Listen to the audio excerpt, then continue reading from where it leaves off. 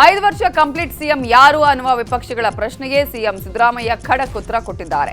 ವಿಪಕ್ಷಗಳು ಹೇಳ್ತಿದ್ದ ಕರಿಮಣಿ ಮಾಲೀಕ ಯಾರು ಅನ್ನುವ ಟೀಕೆಗೆ ಸಿಎಂ ಸಿದ್ದರಾಮಯ್ಯ ಉತ್ತರಿಸಿದ್ದಾರೆ. ನಾನೇ 5 ವರ್ಷ ಸಿಎಂ ಆಗಿರ್ತೀನಿ ಅಂತ ವಿಪಕ್ಷಗಳ ಜೊತೆಗೆ ಸ್ವಪಕ್ಷದವರಿಗೂ ಟಾಂಟ್ ಕೊಟ್ಟಿದ್ದಾರೆ. ಸದ್ಯ ಸಿಎಂ ಈ ಮಾತಿನಿಂದ ಡಿಕೆಶಿ ಸಿಎಂ ಕನಸಿಗೆ ಕೊಳ್ಳಿ ಇಟ್ಟಂತಾಗಿದೆ. ಸರ್, ನಮಗೆ ಅವರು ಇನ್ನ 5 ವರ್ಷ ಪೂರೈಸಲಿ ಅಂತಾನೆ ನಾವು ಬಯಸ್ತೀರಿ. ನವೆಂಬರ್ 5 ವರ್ಷ ಇದ್ರೆ ಅದೇ ಪುಣ್ಯ. ನಾನು ಹೇಳೋಂತ ನೆಕ್ಸ್ಟ್ ಬಂದಂತ ಸರ್ಕಾರ ನಾನೇ ಇರ್ತೀನಿ. ನೆಕ್ಸ್ಟ್ ಬಂದಂತ ಸರ್ಕಾರ ನೀವು ಕೆಪಿಸಿಸಿ ಅಧ್ಯಕ್ಷರಾಗಿ ಡಿಕೆ ಶಿವಕುಮಾರ್ 5 ವರ್ಷ ಪೂರೈಸಿದ್ದಾರೆ. ಈ ಹಿನ್ನೆಲೆಯಲ್ಲಿ ಇವತ್ತು ಕಾಂಗ್ರೆಸ್ ಶಾಸಕರು ಸಚಿವರಿಗೆ ಡಿನ್ನರ್ ಪಾರ್ಟಿ ಕರೆದಿದ್ದಾರೆ. ಖಾಸಗಿ ಹೋಟೆಲ್ನಲ್ಲಿ ಡಿನ್ನರ್ ಪಾರ್ಟಿ ನಡೆಯಲಿದ್ದು ಸಿಎಂ ಹಾಗೂ ಸಚಿವರಿಗೂ ಡಿನ್ನರ್ಗೆ ಆಹ್ವಾನ ಕೊಟ್ಟಿದ್ದಾರೆ.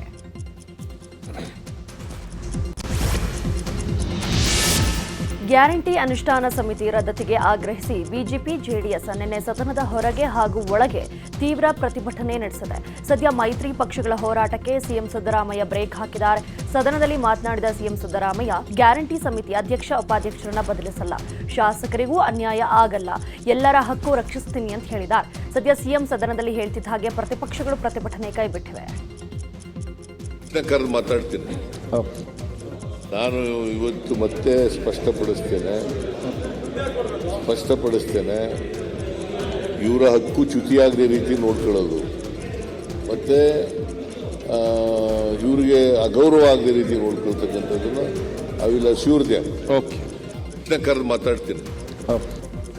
ನಾನು ಇವತ್ತು ಮತ್ತೆ ಇನ್ನು ಕಲಾಪದಲ್ಲಿ ಗೃಹಲಕ್ಷ್ಮಿ ಗದ್ದಲ ಜೋರಾಗಿತ್ತು. ಗೃಹಲಕ್ಷ್ಮಿ ಹಣ ಯಾವ ತಿಂಗಳವರೆಗೆ ನೀಡಲಾಗಿದೆ ಅಂತ ಸರ್ಕಾರಕ್ಕೆ ಅರವಿಂದ್ ಬೆಲ್ಲದ್ ಪ್ರಶ್ನೆಯನ್ನ ಮಾಡಿದ್ರು. ಇದಕ್ಕೆ ಉತ್ತರವನ್ನ ನೀಡಿದಂತಹ ಸಚಿವ ಸಂತೋಷ್ ಲಾಡ್ 2 ತಿಂಗಳಿಂದ ಕೊಟ್ಟಿಲ್ಲ, ಅದನ್ನು ಶೀಘ್ರವಾಗಿ ಸರಿಪಡಿಸ್ತೇವೆ ಅಂತ ಹೇಳಿದ್ರು. ಗ್ಯಾರಂಟಿ ಕೊಡಕ್ಕಾಗುದಿಲ್ಲ, ಬಜೆಟ್ ಯುಟಿಲೈಸೇಷನ್ ಎಷ್ಟಾಗಿರುತ್ತೆ, ಬಜೆಟ್ ಯುಟಿಲೈಸೇಷನ್ ಕೂಡ ನೀವು ಆ ಟೈಮಲ್ಲಿ ಅಪ್ ಟು ಡಿಸೆಂಬರ್ ತನಕ ನೋಡಿದ್ರೆ ಬಜೆಟ್ ಯುಟಿಲೈಸೇಷನ್ 35% ಎವರೇಜ್ ಐತಿ. SC ST 25% ಜನವರಿ ತನಕ ಯುಟಿಲೈಸೇಷನ್ ಐತಿ. ಆ ದುಡ್ಡು ಎಲ್ಲ ಹೋಗೈತಿ. ಜನ ಗ್ಯಾರಂಟಿ ಅಂದ್ಮೇಲೆ ಸರಿಯಾದ ಟೈಮ್ದಲ್ಲಿ ಗ್ಯಾರಂಟಿ ಕೊಡ್ರಿ. ಓಕೆ,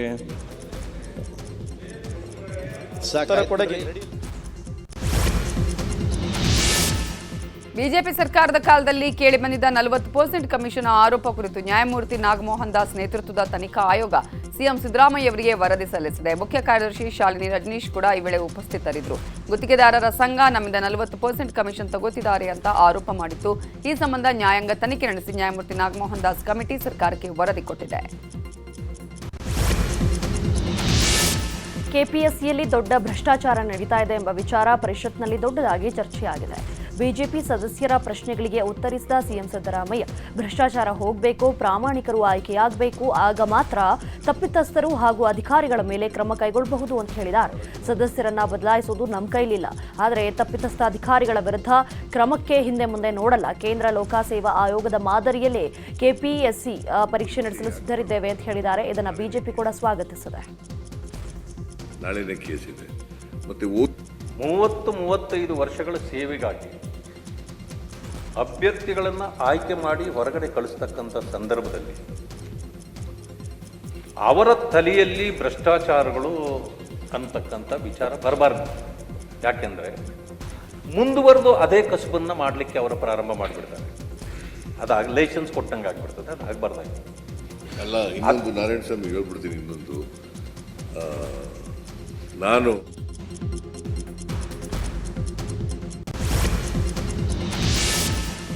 ರೇಷನ್ ಕಾರ್ಡ್ ಇರೋರಿಗೆ ಸೀರೆ ಕೊಡಬೇಕು, ಅಂದ್ರೆ ಸೀರೆ ಗ್ಯಾರಂಟಿ ಯೋಜನೆಗೆ ಬಿಜೆಪಿ ಶಾಸಕ ಸಿದ್ದು ಸವದಿ ಆಗ್ರಹ ಮಾಡಿದ್ದಾರೆ.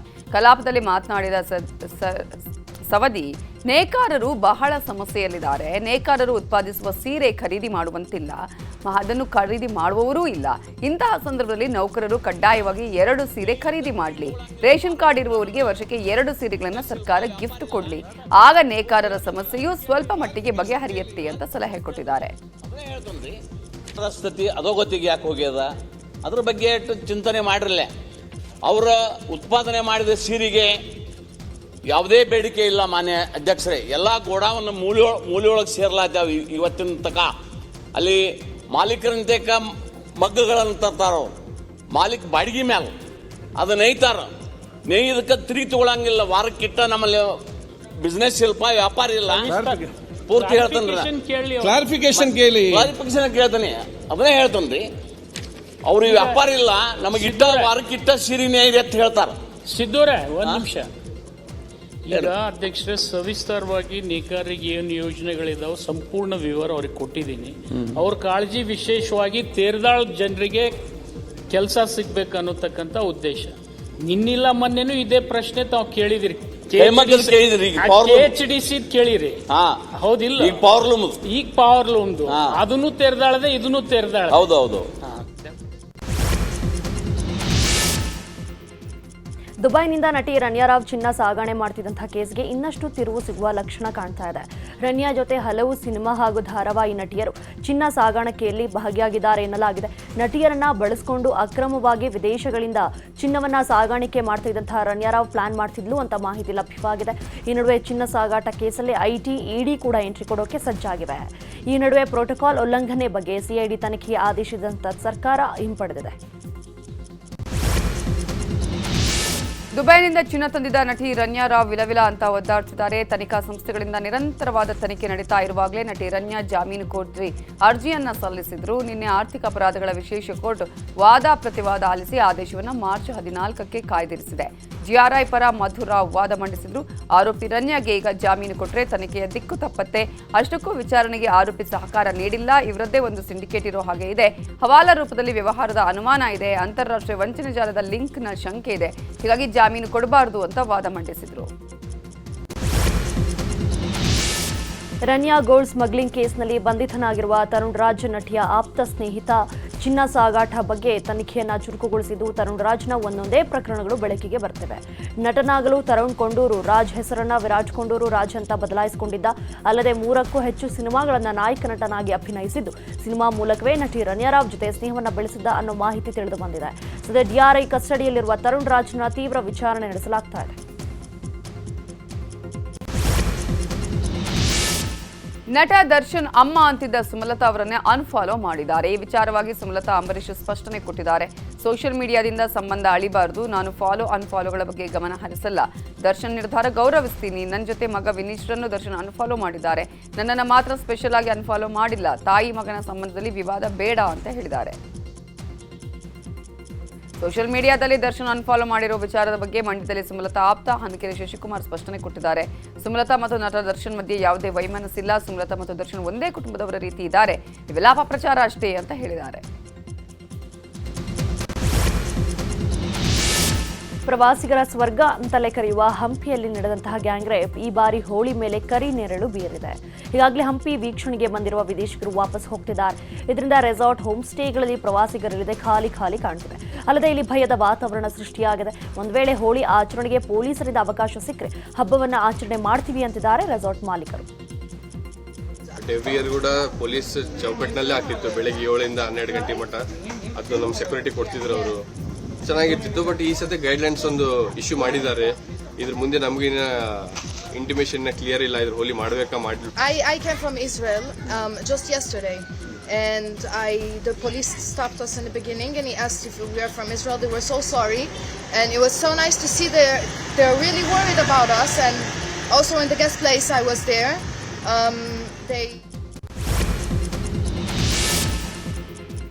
ಬೆಂಗಳೂರಿನ ರಾಜ್ಕುಮಾರ್ ರಸ್ತೆಯಲ್ಲಿ ಡಿವೈಡರ್ ಮೇಲೆ ಕಾರು ಹತ್ತಿಸಿದ್ದಾನೆ ಚಾಲಕ. ಅತಿ ವೇಗವಾಗಿ ಬಂದ ಕಾರು ಡಿವೈಡರ್ ಮೇಲೆ ಹತ್ತಿ ಪಲ್ಟಿಯಾಗಿದೆ. ಅದೃಷ್ಟವಶಾತ್ ಕಾರಲ್ಲಿದ್ದ 4 ಪ್ರಾಣಾಪಾಯದಿಂದ ಪಾರಾಗಿದ್ದಾರೆ. ಅತಿ ವೇಗವೇ ಘಟನೆಗೆ ಕಾರಣ ಎನ್ನಲಾಗಿದೆ. ಗಾಯಾಳುಗಳನ್ನು ಸ್ಥಳೀಯ ಆಸ್ಪತ್ರೆಗೆ ದಾಖಲಿಸಲಾಗಿದೆ. ಮಲ್ಲೇಶ್ವರಂ ಸಂಚಾರಿ ಪೊಲೀಸರು ಪರಿಶೀಲನೆಯನ್ನ ನಡೆಸಿದ್ರು.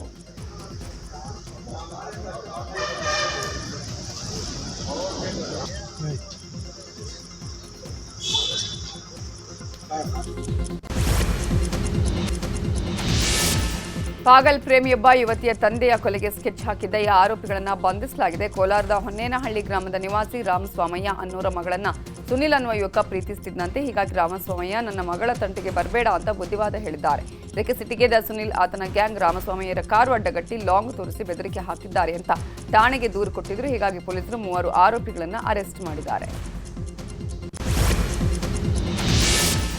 ರಾಜ್ಯದಲ್ಲಿ ಹಕ್ಕಿ ಜ್ವರ ಟೆನ್ಷನ್ ಹೆಚ್ಚಾಗಿದೆ. ಚಿಕ್ಕಬಳ್ಳಾಪುರ, ರಾಯಚೂರು, ಬಳ್ಳಾರಿಯಲ್ಲಿ ಹಕ್ಕಿ ಜ್ವರಕ್ಕೆ ಕೋಳಿಗಳು ಸಾವನ್ನಪ್ಪಿದ್ವು. ದಾವಣಗೆರೆಯಲ್ಲಿ ಆತಂಕ ಶುರುವಾಗಿದೆ. ಹೀಗಾಗಿ ಬಿಸಿಯೂಟ ಯೋಜನೆಯಡಿ ಸರ್ಕಾರಿ ಶಾಲೆಯಲ್ಲಿ ಮಕ್ಕಳಿಗೆ ನೀಡುತ್ತಿರುವ ಮೊಟ್ಟೆ ತಿನ್ನಲು ವಿದ್ಯಾರ್ಥಿಗಳು ಹಿಂದೇಟು ಹಾಕ್ತಿದ್ದಾರೆ. ಮನೆಯಲ್ಲಿ ಪೋಷಕರು ಮಕ್ಕಳಿಗೆ ಮೊಟ್ಟೆ ತಿನ್ನಬೇಡಿ ಅಂತ ಹೇಳಿದ್ದಕ್ಕೆ ವಿದ್ಯಾರ್ಥಿಗಳು ಮೊಟ್ಟೆ ಬದಲಿಗೆ ಬಾಳೆಹಣ್ಣು ಕೇಳಿ ಪಡೆದು ತಿಂದಿದ್ದಾರೆ. ವಿಜಯನಗರದ ದ್ರಾಕ್ಷಿ ರೈತರಿಗೆ ಮೋಸದ ಕಾಟ ತಪ್ತಾ ಇಲ್ಲ. ಒಣ ದ್ರಾಕ್ಷಿ ದರ ಕುಸಿದಿದ್ರೂ ಹೆಚ್ಚಿನ ದರ ಕೊಡುವುದಾಗಿ ಆಮಿಷ ಕೊಟ್ಟು ಮಕ್ಮಲ್ ಟೋಪಿ ಹಾಕ್ತಿದ್ದಾರೆ. ಕಳೆದ ವರ್ಷ ಒಣ ದ್ರಾಕ್ಷಿ ಖರೀದಿಸಿದ ದಲ್ಲಾಳಿ ಅಜಿತ್ ಕುಮಾರ್ 2 ಕೋಟಿವರೆಗೆ ಪಂಗನಾಮ ಹಾಕಿರುವುದು ಬೆಳಕಿಗೆ ಬಂದಿದೆ.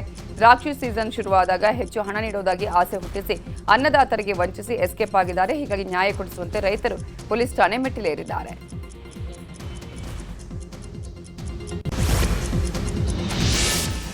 ಕೃಷ್ಣಾ ಬಲದಂಡೆ ಹಾಗೂ ರಾಂಪುರ ಏತ ನೀರಾವರಿಗೆ ಒಳಪಡುವ ಭೂಮಿಗಳಿಗೆ ಏಪ್ರಿಲ್ 20ರವರೆಗೆ ಕಾಲುವೆ ನೀರು ಹರಿಸಬೇಕು ಅಂತ ಒತ್ತಾಯಿಸಿ ರಾಯಚೂರು ಜಿಲ್ಲೆಯ ಗುರುಗುಂಡ ಬಳಿ ರಾಷ್ಟ್ರೀಯ ಹೆದ್ದಾರಿ ತಡೆದು ರೈತರು ಪ್ರತಿಭಟನೆ ನಡೆಸಿದ್ದಾರೆ. ಸುಮಾರು 1 ಗಂಟೆಗಳ ಕಾಲ ರಾಷ್ಟ್ರೀಯ ಹೆದ್ದಾರಿ ತಡೆದು ಆಕ್ರೋಶವನ್ನು ಹೊರಹಾಕಲಾಯಿತು. ಹೆದ್ದಾರಿ ತಡೆದ ಪರಿಣಾಮ ಸಂಚಾರ ವ್ಯವಸ್ಥೆ ಸಂಪೂರ್ಣವಾಗಿ ಅಸ್ತವ್ಯಸ್ತವಾಗಿದೆ.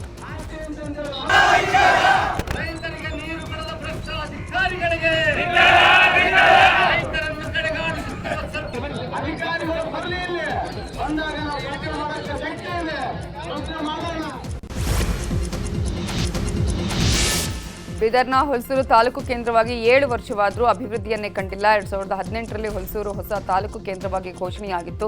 ಆದರೆ ಇಲ್ಲಿವರೆಗೂ ತಾಲೂಕು ಕಚೇರಿಗಳಿಲ್ಲದೆ ಜನ ಪರದಾಡುತ್ತಿದ್ದಾರೆ. ಹೀಗಾಗಿ 7 ಬೇಡಿಕೆಗಳನ್ನು ಈಡೇರಿಸದಿದ್ದರೆ ಆತ್ಮಹತ್ಯೆ ಎಚ್ಚರಿಕೆ ಕೊಟ್ಟಿದ್ದಾರೆ. ಮಾರ್ಚ್ 24ರವರೆಗೆ ರಾಜ್ಯ ಸರ್ಕಾರಕ್ಕೆ ಬಸವ ಕಲ್ಯಾಣ ಜಿಲ್ಲಾ ಹೋರಾಟ ಸಮಿತಿ ಸಂಚಾಲಕ ಎಂಜಿ ರಾಜೋಳೆ ಅಂತಿಮ ಗಡುವು ಕೊಟ್ಟಿದ್ದು, ಎಂಬಿ ಪ್ರಕಾಶ್ ಆಯೋಗದ ವರದಿಯನ್ನು ಯಥಾವತ್ತಾಗಿ ಅನುಷ್ಠಾನಗೊಳಿಸುವಂತೆ ಆಗ್ರಹಿಸಿದ್ದಾರೆ.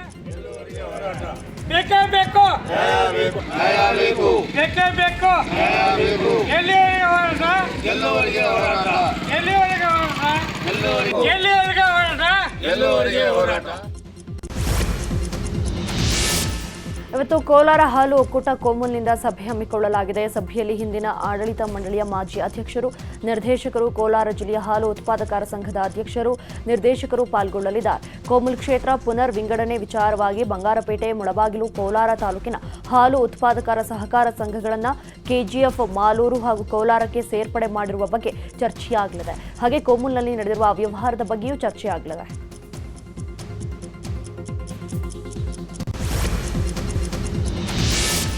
ಹೋಳಿ ಹಬ್ಬ ಹಾಗೂ ರಂಜಾನ್ ಹಬ್ಬದ ಹಿನ್ನೆಲೆ ಧಾರವಾಡದಲ್ಲಿ ಪೊಲೀಸ್ ಕಮಿಷನರ್ ಶಾಂತಿ ಸಭೆಯನ್ನು ನಡೆಸಿದ್ದಾರೆ.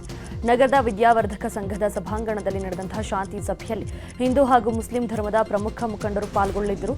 ಇನ್ನು ಹೋಳಿ ಹಬ್ಬ, ರಂಜಾನ್ ಹಬ್ಬವನ್ನು ಶಾಂತಿ ಸುವ್ಯವಸ್ಥೆಯಿಂದ ಯಾವುದೇ ಅಹಿತಕರ ಘಟನೆಗಳೂ ನಡೆಯದಂತೆ ಹುಬ್ಬಳ್ಳಿ ಧಾರವಾಡ ಪೊಲೀಸ್ ಕಮಿಷನರ್ ಎಚ್ಚರಿಕೆಯನ್ನು ಕೊಟ್ಟಿದ್ದಾರೆ.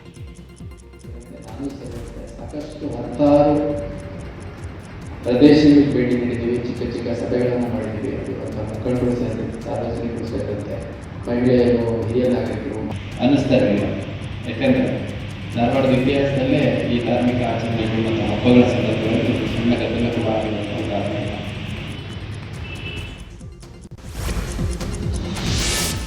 ವಿಜಯಪುರದಲ್ಲಿ ಯುವಕರು ಟ್ರ್ಯಾಕ್ಟರ್ನಲ್ಲಿ ಲೋಡ್ ಮಾಡಿದಂತಹ ಕಬ್ಬಿನಲ್ಲೇ ಭಾರತದ ನಕ್ಷೆ ಬಿಡಿಸುವ ಮೂಲಕ ಗಮನವನ್ನು ಸೆಳೆದಿದ್ದಾರೆ. ದೇವರ ಹಿಪ್ಪರಗಿ ತಾಲೂಕಿನ ವಂದಾಲ ಗ್ರಾಮದ ಯುವಕರು ದೇಶಪ್ರೇಮವನ್ನು ಮೆರೆದಿದ್ದಾರೆ. ಕಬ್ಬು ಕಟಾವು ಮಾಡಿ ಟ್ರ್ಯಾಕ್ಟರ್ಗೆ ಲೋಡ್ ಮಾಡಿದ ಯುವಕರು ಕಬ್ಬುಗಳನ್ನು ಅಚ್ಚುಕಟ್ಟಾಗಿ ಜೋಡಿಸಿ ಭಾರತ ನಕ್ಷೆ ಬಿಡಿಸಿದ್ದಾರೆ. ಬಳಿಕ ಕೇಸರಿ, ಬಿಳಿ, ಹಸಿರು ಬಣ್ಣದಿಂದ ನಕ್ಷೆಗೆ ಅಲಂಕಾರ ಮಾಡಿದ್ದಾರೆ. ಜೊತೆಗೆ ನಕ್ಷೆಯಲ್ಲಿ ಸಂಗೊಳ್ಳಿ ರಾಯಣ್ಣ ಭಾವಚಿತ್ರವನ್ನು ಇಟ್ಟು ಸಂಭ್ರಮಿಸಿದ್ದಾರೆ.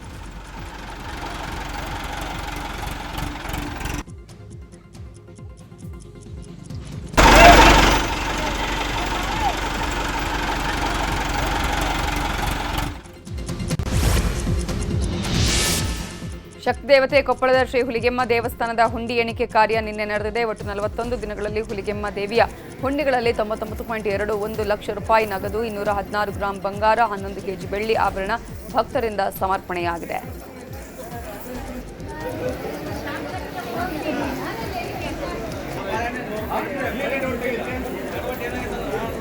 ಇತ್ತ ಮಹದೇಶ್ವರ ಬೆಟ್ಟದಲ್ಲೂ ಹುಂಡಿ ಎಣಿಕೆ ಕಾರ್ಯ ನಡೆಯಿತು. 20 ದಿನದ ಅವಧಿಯಲ್ಲಿ ಭಕ್ತರು 2,85 ಲಕ್ಷ ರೂಪಾಯಿ ನಗದು, 27 ಗ್ರಾಂ ಚಿನ್ನ, 1 ಕೆಜಿ 80 ಗ್ರಾಂ ಬೆಳ್ಳಿಯನ್ನ ಭಕ್ತರು ಕಾಣಿಕೆ ರೂಪದಲ್ಲಿ ಅರ್ಪಿಸಿದ್ದಾರೆ.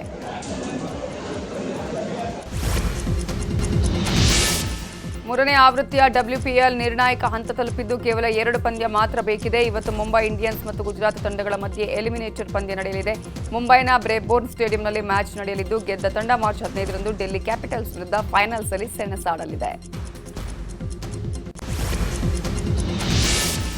ಕ್ಯಾನ್ಸರ್ ಚಿಕಿತ್ಸೆ ಬಳಿಕ ಹ್ಯಾಟ್ರಿಕ್ ಹೀರೋ ಶಿವರಾಜ್ ಕುಮಾರ್ ಪತ್ನಿ ಗೀತಾ ಅವರೊಂದಿಗೆ ಹುಟ್ಟೂರು ಚಾಮರಾಜನಗರದ ಗಾಜನೂರಿಗೆ ಭೇಟಿಯನ್ನು ಕೊಟ್ಟಿದ್ದರು. ಸೋದರತ್ತೆ ನಾಗಮ್ಮ ಅವರ ಆರೋಗ್ಯವನ್ನು ವಿಚಾರಿಸಿ ಕೆಲ ಸಮಯ ಕುಟುಂಬಸ್ಥರೊಂದಿಗೆ ಕಾಲವನ್ನು ಕಳೆದಿದ್ದಾರೆ. ಅಮೆರಿಕಾದಲ್ಲಿ ಶಸ್ತ್ರಚಿಕಿತ್ಸೆ ಮುಗಿಸಿಕೊಂಡು ಬಂದ ಬಳಿಕ ಶಿವಣ್ಣ ಕೆಲ ತಿಂಗಳು ರೆಸ್ಟ್ ಮೂಡ್ನಲ್ಲಿದ್ದರು. ನಂತರ ವಿಶ್ರಾಂತಿಗೆ ವಿರಾಮವನ್ನು ಹಾಕಿ ಕಳೆದ ವಾರವಷ್ಟೇ 131 ಸಿನಿಮಾದ ಚಿತ್ರೀಕರಣದಲ್ಲಿ ಪಾಲ್ಗೊಂಡಿದ್ದರು. ಸಿನಿಮಾ ಬ್ಯುಸಿ ನಡುವೆಯೂ ಗಾಜನೂರಿಗೆ ಭೇಟಿ ಕೊಟ್ಟು ಸಮಯವನ್ನು ಕಳೆದಿದ್ದಾರೆ.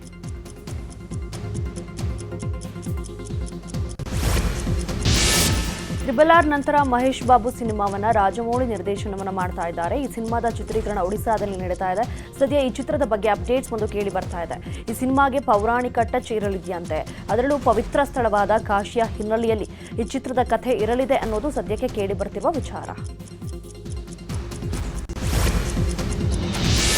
ಬಾಲಿವುಡ್ನ ಕೃಷ್ಣ ಸುಂದರಿ ಕಾಜಲ್ ರಿಯಲ್ ಎಸ್ಟೇಟ್ನಲ್ಲೂ ಹೂಡಿಕೆಗೆ ಇಳಿದಿದ್ದಾರೆ. ಇತ್ತೀಚೆಗೆ ಅವರು 28 ಕೋಟಿ ಬೆಲೆ ಬಾಳುವ ಪ್ರಾಪರ್ಟಿಯೊಂದನ್ನು ಖರೀದಿ ಮಾಡಿದ್ದಾರೆ. ಸ್ಕ್ವೇರ್ ಫೀಟ್ಗೆ 65,000 ಕೊಟ್ಟಿದ್ದಾರೆ.